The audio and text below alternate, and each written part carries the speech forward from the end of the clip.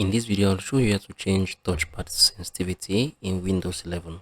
It's going to be a very good tutorial video, so ensure you watch, subscribe and turn on the notification to this channel for lots of educational guides and content like this. Click on this, right? Click on the settings. If you'd love to change your touchpad sensitivity, this is what we're going to do right now. Click on this Bluetooth and devices, right? Scroll down gradually. Click on this touchpad, right? Right now on the touchpad, this is where you see the gestures and interaction, right? And for you to be able to change the sensitivity, we are going to be left with different options, right? You can see this is the touchpad sensitivity, and right here you can see I think there are 4 sensitive functions you can select, right? This is the most sensitive, this is the high sensitive, this is the medium sensitive, this is the low sensitive.